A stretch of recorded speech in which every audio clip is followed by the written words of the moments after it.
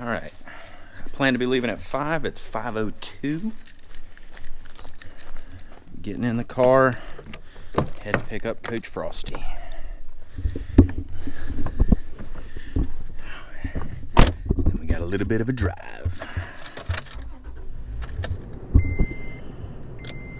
Foley, here we come. Officially on the road at 5:05. Let's do it. Stopping for gas. It is now 5:38.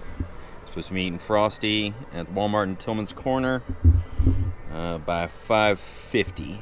We may even have time to run in and buy some extra towels because the round's supposed to be a little wet today. But we're gonna fill up and then get back headed towards Coach.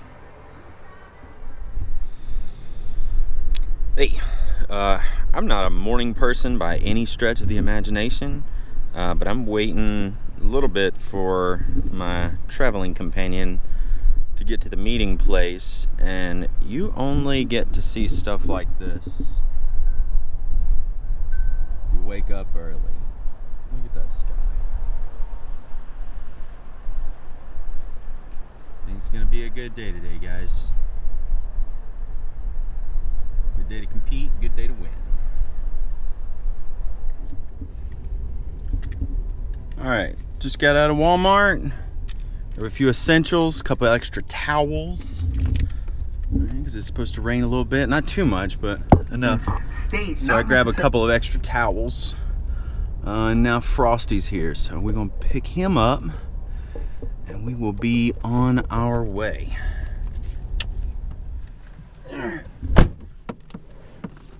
Hola. Dude, you got a boom mic on that thing? Yeah, it was relatively cheap. I think I paid like 20 bucks for it. I love it. All right, now we're about to head out to Foley. Officially on the road, for better or worse. 1-2 punch right here. Go and play in this course blind. See, all right, so that's something that, like, when I'm watching Disc Golf Answer Man and all that kind of stuff, and listening to podcasts, that's one question that always gets asked is, if you're going to play a tournament at a course you've never played before, what's the best strategy, or you can't get over to the course to practice, what's the best strategy to prepare when you really have no idea what's going on as far as the layout of the course and the different holes? And so what do you do, Coach Frosty?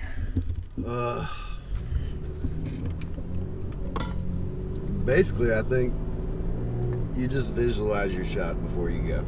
I mean, you've never thrown the course before. Find the basket off every box and just visualize it before you go. You got to take a little more time, because when we go to Cottage Hill, I mean, we just step up there and throw. We know exactly what line we're going to take. We know exactly what disc we're going to throw. So I think just really thinking more about your disc selection and visualizing your line and your shot. So you're talking about on the tee pad? Yeah, on the tee pad. But before you get there, I almost like playing it blind. You know, because especially when we go to Cottage Hill, we know what to expect. So we won't get too up or down on a course we've never played before. All right, but we also won't know, okay, I've got these holes still where I can make birdie. Okay, so that's where we're at a disadvantage. So somebody who doesn't keep up with their score through the round might have a better advantage because they're not thinking about. So. You're just going shot to shot. Right. All right. Because if you play a course you already know, and let's say you got 6 holes left, and you're worried about your score, let's say you're right around par, you're like, well, there's only 2 birdieable holes left, and I've got to par these. I think you put added pressure on yourself as opposed to not really knowing what's coming up. Right. I believe the second course that we're going to play, now I think I played the Prairie course once, and that was like 3 or 4 years ago.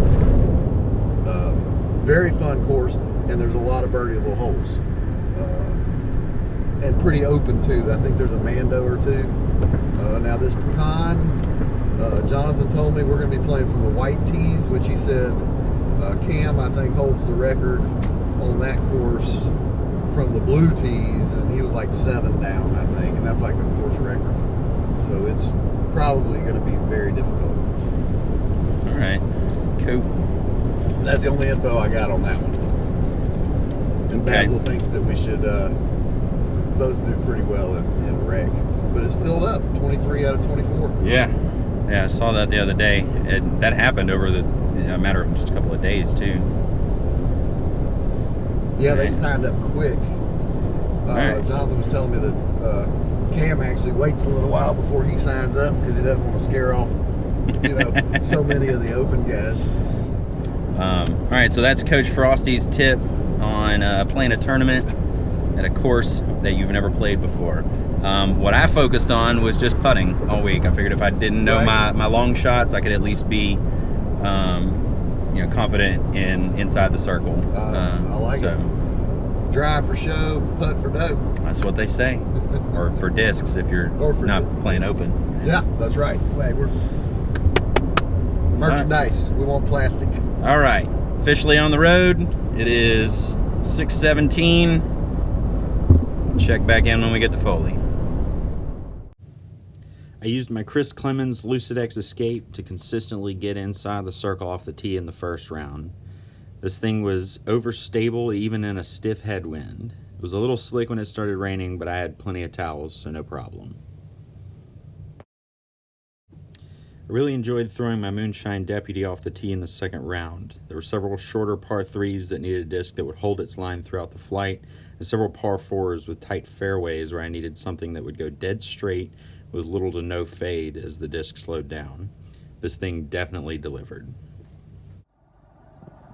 Sitting here with Coach Frosty, winner of the rec division of the 6th annual Graham Creek Shootout. All right, he came back, he was in second place going into the second round. Played a really clean second round. What, you had one bogey? Bogey the last hole. One bogey the whole round. So came back what? 5 strokes. 5 strokes on the leader to take the win. What do you think got you that win, Coach? I would just like to say that it's just the support from my many fans. Also my colleague, my friend, my coach, Austin right here. If it wasn't for his tutelage and his gut feeling that me and him would finish 1-2 in this tournament, I might not even would have signed up. So I'm really going to give it all to Austin here. Thank you, Coach. Trying to catch up with the winner of the rec division, see if I can get an autograph on one of my discs.